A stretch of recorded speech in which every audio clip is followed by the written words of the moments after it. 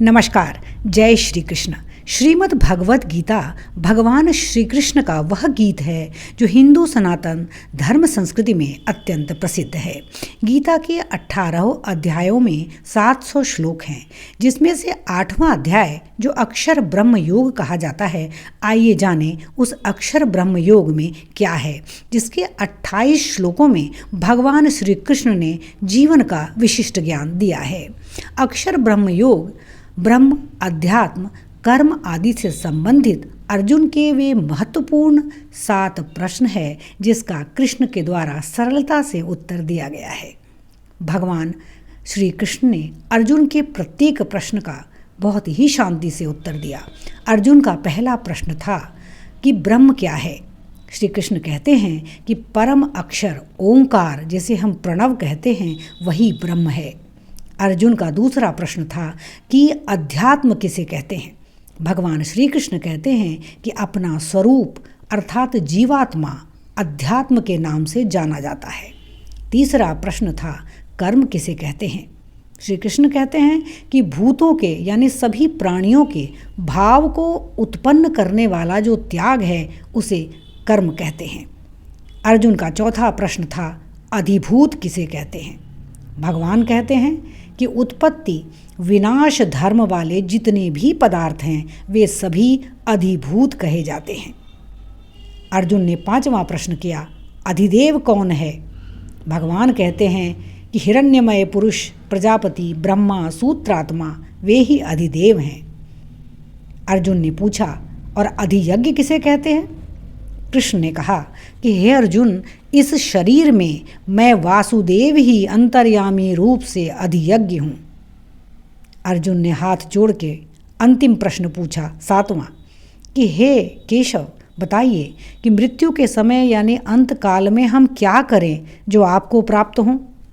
भगवान मुस्कुराते हुए बोले कि अपने अंत समय में जो मनुष्य ईश्वर का यानी मेरा स्मरण करता हुआ शरीर त्याग करता है वह साक्षात मेरे ही स्वरूप को प्राप्त होता है। इसमें कोई संशय नहीं है। मद्भावम याति नास्ति यत्र संशयः।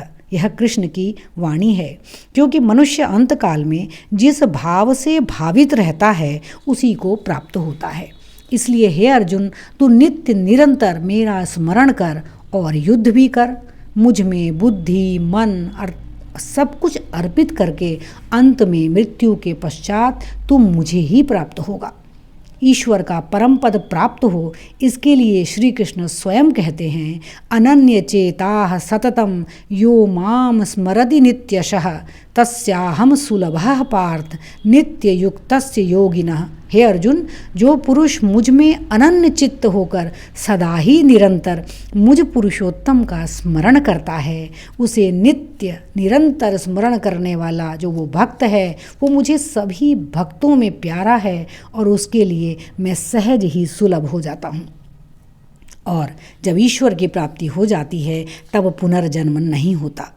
इसी क्रम में इस अध्याय में स्वयं श्री कृष्ण ने बताया है एक और विशिष्ट तथ्य कि मृत्यु के पश्चात आत्मा किन 2 मार्गों से प्रयाण करती है। श्री कृष्ण कहते हैं कि शुक्ल पक्ष उत्तरायण में दिन के समय जो आत्मा प्रयाण करती है तो उसे देवयान मार्ग कहते हैं, और कृष्ण पक्ष दक्षिणायन के 6 महीनों में रात्रि के समय जब आत्मा प्रयाण करती है तो उसे पितृयान मार्ग कहते हैं। देवयान मार्ग से गया व्यक्ति परम गति को प्राप्त होता है, लेकिन पितृयान जो मार्ग है उससे गए व्यक्ति जन्म मृत्यु के क्रम को प्राप्त होते हैं, अर्थात उनका कर्मानुसार पुनर्जन्म होता है। इसलिए श्री कृष्ण इस अध्याय के अंत में मंत्र देते हैं तस्मात् सर्वेषु कालेषु योग युक्तो भव अर्जुन, अर्थात हे अर्जुन, मेरी प्राप्ति के लिए सतत प्रयत्नशील रहो। तो 8वें अध्याय का यह महत्वपूर्ण वाक्य है जो श्री कृष्ण ने कहा है। अर्जुन के 7 प्रश्नों का ही नहीं, मानो वो समाज के सभी व्यक्तियों के प्रश्नों का समाधान प्रस्तुत करते हैं कि हर क्षण हर काल में मेरा ही स्मरण कर, मेरी ही शरण में आओ, तभी मैं सभी भक्तों का उद्धार करता हूँ। जय श्री कृष्ण, जय श्री हरि।